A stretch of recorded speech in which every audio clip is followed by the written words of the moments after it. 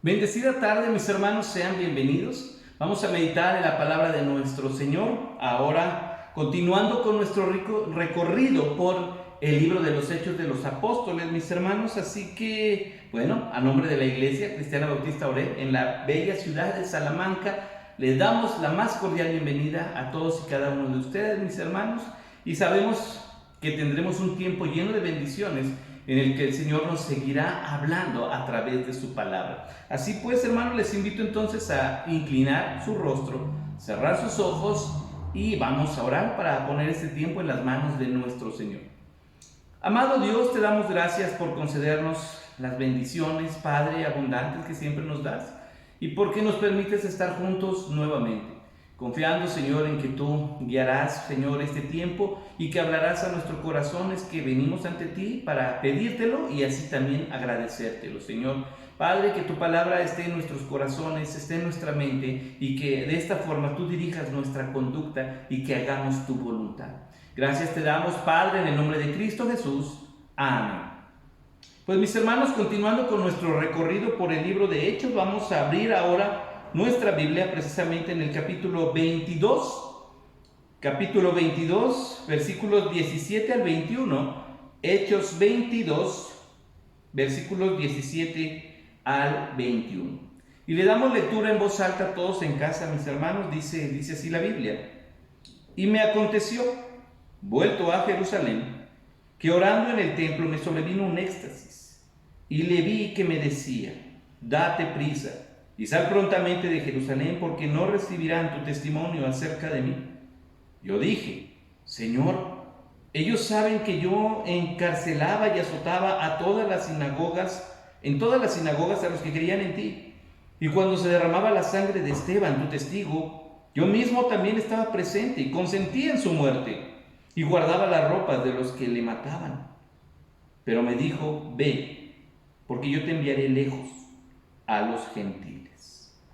Mis hermanos, siguiendo precisamente por lo que el apóstol nos narra acerca de su conversión, recordemos esto: él fue pues expuesto ante la calumnia y acusado de una forma interesante, al punto que tuvieron que llegar las autoridades romanas para bajar el furor y, mejor dicho, la euforia que la gente tenía, los judíos, acerca de las acusaciones que Pablo tenía. Él ya sabía en dónde estaba parado. Él, antes de regresar a Jerusalén, hermanos, había sido advertido por el Espíritu Santo lo que iba a ocurrir. Incluso algunos hermanos de los lugares en Asia donde él había predicado y de quienes se había despedido, le habían hecho saber lo mismo. Así que aquí ocurre precisamente lo que ya le habían advertido. Y bueno, lo que hace él es dirigirse al tribuno en el idioma precisamente en el que se hacían los tratados, los acuerdos, que era el griego, solicitando permiso para hablar al pueblo. Se dirige al pueblo en la lengua coloquial en ese tiempo, en ese lugar, que era el arameo, y comienza, hermanos, a tener la exposición de su conversión, de quién era él antes, precisamente cuando él iba a Damasco con el objetivo de encarcelar cristianos, los del camino, como les llamaban, y que él llevaba cartas de las autoridades, del sumo sacerdote, con ese permiso de entrar, desalojar y, bueno, catear las casas, sacar cristianos y llevarlos a la prisión.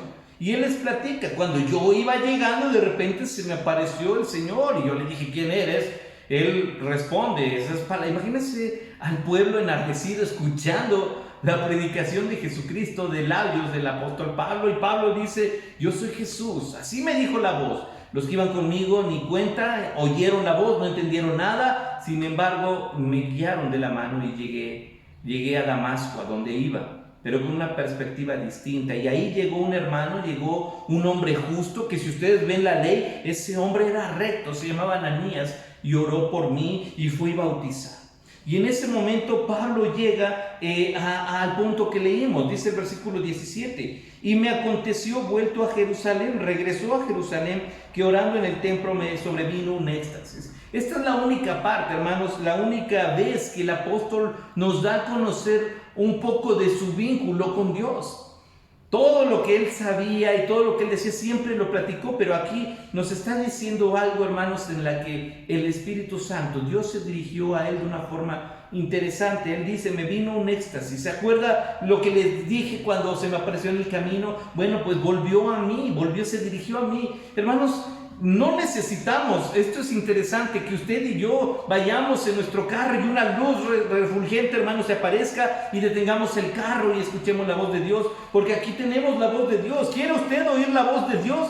Bueno, pues lea su Biblia. Ahora, no estamos diciendo que Dios esté limitado por el tiempo y por las circunstancias. Él es Dios y en su soberana voluntad hará lo que sea. Pero lo interesante, hermanos, es que Él ya nos dejó su palabra para escuchar su voz. Aquí lo que Pablo dice, yo estaba, fíjense bien, estaba orando en el templo, estaba en mi comunión con Dios, cuando entendí la voluntad de Dios. Si usted y yo no dedicamos nuestra vida a la oración y a la palabra de Dios, difícilmente comprenderemos las bendiciones que Dios tiene, el plan de Dios para nuestras vidas. Y siempre andaremos a la deriva, hermanos, cumpliendo con una religión, cumpliendo con la denominación, pero lejos de tener una relación con Dios y desconocer la voluntad que Dios tiene para nosotros, el plan de Dios para nuestras vidas. Hermanos, les soy sincero, déjenme platicarle esto. Cuando yo entendí la voz de Dios a mi vida, llamándome al servicio para ser pastor, me costó mucho trabajo entender, no porque Dios no se diera a entender, sino de verdad era un cuestionamiento para mí hacia Dios. De verdad, Señor, tú me quieres a mí de pastor. De verdad tú quieres que yo esté ministrando, hermanos. Y de eso hace muchos años ya. Y aquí seguimos. ¿Qué le quiero decir con esto, hermanos? Que la voz, la voluntad de Dios es tan simple de entender. Pero tenemos que tener el deseo y la voluntad del Señor, comprender lo que tú tienes para nosotros. Aquí el apóstol, hermanos, estaba en un momento en su comunión con Él, en su intimidad con Dios, y entonces pudo entender lo que Dios le estaba diciendo. Dice el versículo 18, le vi que me decía, date prisa y sal prontamente de Jerusalén, porque no recibirán tu testimonio acerca de mí. La voluntad de Dios es tan clara, hermanos, es tan clara y tan sencilla, que por lo mismo nos cuesta trabajo entenderla. De hecho, al apóstol también le costó. Dios le estaba diciendo su voluntad. ¿Sabes qué? No te quiero aquí en Jerusalén. Por el momento no. Quiero que salgas de Jerusalén porque, y le da una razón sencilla, estas personas no van a creer lo que tú digas. Aun cuando él podía tener un argumento, lo dice en el versículo 19, el plan de Dios es distinto. Y recordemos esto, hermanos, nuestra perspectiva es tan corta al lado de la perspectiva del Señor. Usted y yo estamos aquí en la tierra, en la carne, y nuestra perspectiva siempre es hacia adelante. Pero la perspectiva de Dios está por encima de nosotros, arriba. Y así que entonces, puesto en la perspectiva de Dios, Él ve el pasado, Él ve el presente y Él ve el futuro. Así que Él sabe, hermanos, cuando usted y yo entendemos que la voluntad de Dios será para bendición, para edificación, para salvación, para mostrar su poder, podemos decir, wow, Dios tenía razón. Aun cuando nuestro plan sea uno y nuestra perspectiva sea una, siempre la de Dios saldrá ganando y será mejor. Así que Él le dice a Dios, fíjese, Dios, mejor dicho, se dirige a Pablo y no le da una opción, le dice qué hacer. Eso se llama dirección, hermanos. Cuando usted y yo divagamos en lo que Dios quiere, ¿será que Dios quiera que vaya el domingo al culto? ¿Usted qué cree? ¿La voluntad de Dios es clara? ¡Claro que sí! ¿Nos vemos el domingo si Dios quiere? ¡Claro que sí! Dios quiere que nos veamos aquí, el pueblo cristiano, en el lugar donde debemos estar, el día de reunión. Así que esto es sencillo de entender, la voluntad de Dios es muy clara. Y le dice a Pablo, bueno, contra lo que tú puedas creer, no te quiero aquí en Jerusalén. Dios ya le había cambiado a Pablo varias veces, hermanos, sus planes. ¿Se acuerdan los viajes misioneros? Pero aquí fue cuando él iniciaba en su comunión con Dios. Así que después de todo lo que ha ocurrido, creo que Pablo, viendo en retrospectiva su vida, se da cuenta, Dios siempre tuvo un plan mejor. Ahora piénselo usted y dígame si no ha sido así. Dios siempre ha tenido un plan mejor que el que yo tenía. Así fue. Y le dice, versículo 19, yo dije, mire, este es el argumento de Pablo. Señor, ellos saben que yo encarcelaba y azotaba en todas las sinagogas a los que creían en ti. Señor, esto va a servir, porque ahora vengo diferente y ellos sabían quién soy yo. Es un argumento muy contundente, muy veraz, hermanos, poderoso incluso diríamos. pero Dios sabe cómo usar a cada uno de nosotros. Hermanos, Dios tenía quien hablar en Jerusalén. Claro, estaba la iglesia, estaban los apóstoles, así que había un liderazgo en la iglesia en Jerusalén. Pablo podía decir, es que me necesitan en Jerusalén, y ¿sabe qué? Le dice Dios, no, en Jerusalén no te necesito. Pero Señor, hay argumento en el que... Y Dios dice, no, yo me voy a encargar de... Tengo gente. Cuando estudiaba esto, hermanos, vino a mi mente inmediatamente el profeta Elías, ¿se acuerda?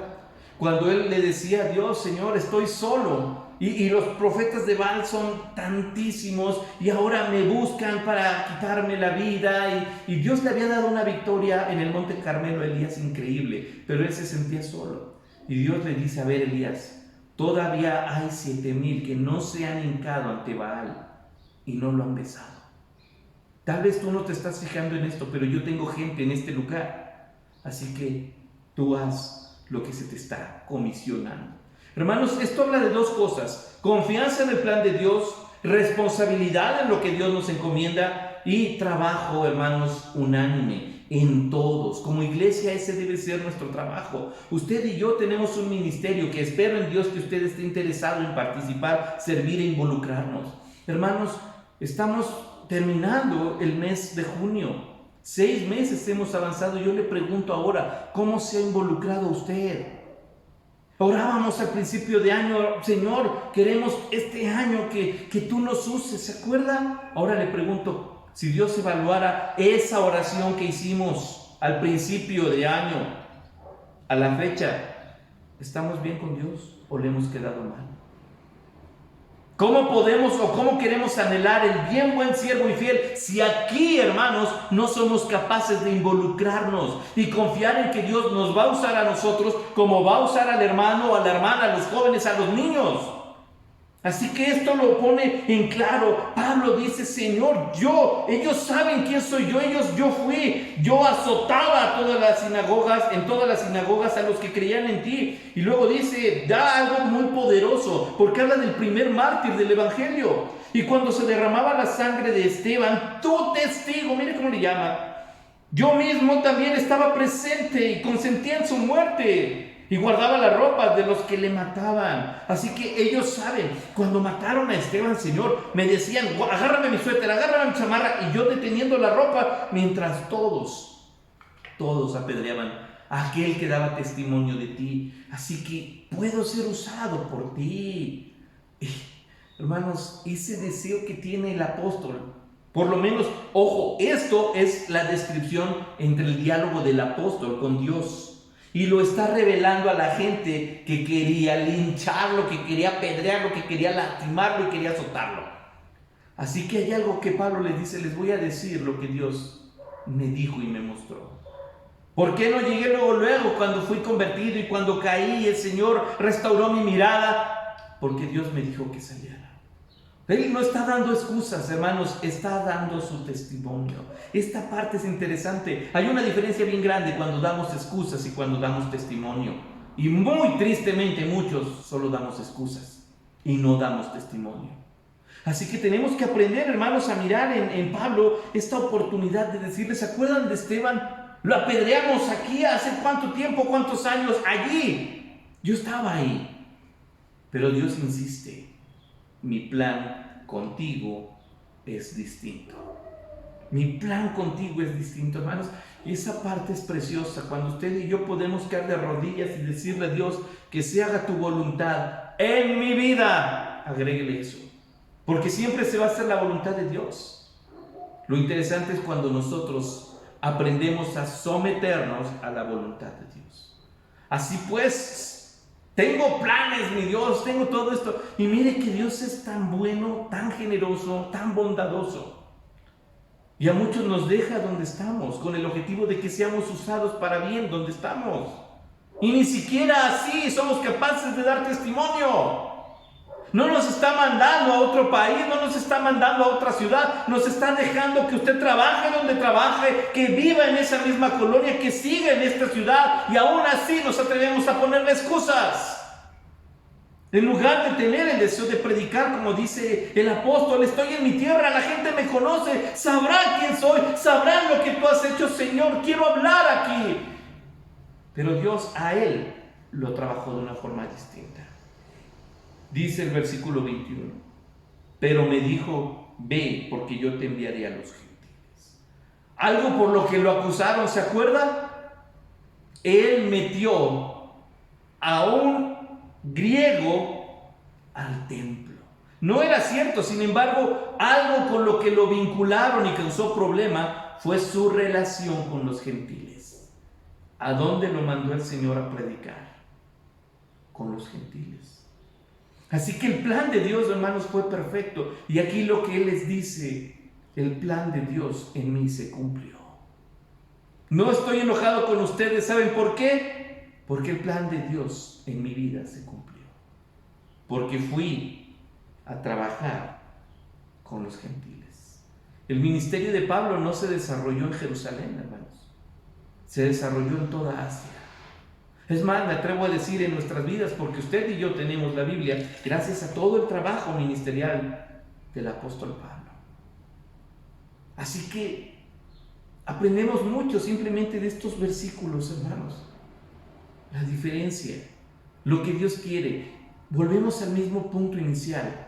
Aquí había, hermanos, una turba embravecida queriendo matar a Pablo. Pablo pide palabra y les dice etapa por etapa su vida. Yo fui perseguidor de la iglesia. Jesús, el que crucificamos, se apareció. Se me apareció y me venció porque yo caí ante Él. Y entonces cuando yo creí en Él, le dije, quiero predicar aquí. Y Él me dijo, no, vas a ir a los gentiles.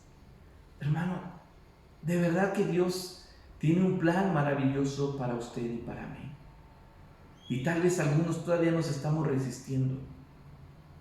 Tal vez el Señor no nos mande a predicar al África, a los países árabes, pero el Señor lo está mandando a predicar ahí donde está. Tenga ese ánimo, tengamos el ánimo que el apóstol tiene al decir, quiero predicar, quiero hablar de ti, Señor. No se conforme con oír, con venir, con sentarse. Hermanos, tiene usted familia en conversa, se lo puedo asegurar. Tiene usted compañeros de trabajo que no aman a Jesús y que tienen problemas. Tiene usted vecinos en necesidad. Simplemente viva como cristiano entre la gente no cristiana y usted se volverá un foco de atención con el objetivo de que Dios le use para la gloria de su nombre. Pero hagámoslo, aprendamos del corazón de Pablo al decirle a todos, mi tiempo con Dios fue bastante poderoso como para decirles a ustedes la respuesta de Dios en mi vida. No sabemos, hermanos, no tenemos el registro de que alguno de los que hayan estado ahí, porque eran muchos, haya creído el mensaje del apóstol, pero el mensaje ya estaba dado. Así que no se canse de predicar, no nos cansemos de hablar. Puede haber un corazón receptivo entre toda la gente que diga que cerremos la boca. Así que está bien, vamos a cerrar la boca, pero vamos a seguir viviendo como cristianos. Y que nuestro testimonio diga a gritos lo que Jesús ha hecho en nosotros. Vamos a orar. Amado Dios, te damos gracias por tu palabra. Te damos gracias con todo nuestro corazón por lo que has hecho en nuestras vidas. Y porque nos has concedido, mi Dios, este tiempo también para aprender tu palabra. Sabemos, mi Dios, que pues tú hablas cada vez que nos acercamos a tu palabra y que tu palabra no regresa vacía. Sea entonces, Señor, la obediencia la que caracterice esta semana en nosotros y que una vez escuchada tu palabra salgamos, Señor, desafiados a vivir y hablar lo que hemos visto y oído, Señor. Y somos, Padre Santo, testigos de que eres real y de que eres poderoso y que eres amor, Señor, y que la gente hoy necesita escuchar ese mensaje. Así pues, mi Dios, te damos las gracias con todo nuestro corazón y pidiendo tu bendición para esta semana. En el nombre de Cristo Jesús. Amén. Mis hermanos, solamente un anuncio, más bien un recordatorio, para que tomen en cuenta que, bueno, este es el último domingo que lo grabamos de esta manera, que lo tomamos así. El próximo domingo, confiando en la bendición y la protección de Dios, tendremos ya nuestro culto presencial, igual a las 6 de la tarde. No se preocupe, seguirá siendo en transmisión. Solo recordar algo, hermanos, y vamos a insistir mucho en esto. La transmisión no es para que usted se quede en casa, hoy no voy. La transmisión es para los hermanos que no pueden por salud, tal vez por trabajo, poder estar. O sea, es complicado. Incluso para nuestros hermanos que nos ven en otras ciudades. Hay hermanos de otros países que puedan, hermanos, estar con nosotros en esta reunión. Pero si usted, hermano, está aquí y Dios le ha favorecido con salud, hagamos acto de presencia donde debemos estar. Y el domingo es el día del Señor. Así que primeramente Dios, hermanos, la próxima semana retomamos el culto vespertino de manera formal con primer domingo de mes, la cena del Señor, y continuamos, hermanos, con nuestro recorrido por el libro de Hechos. Así que no se le olvide, hermanos, nuestras actividades.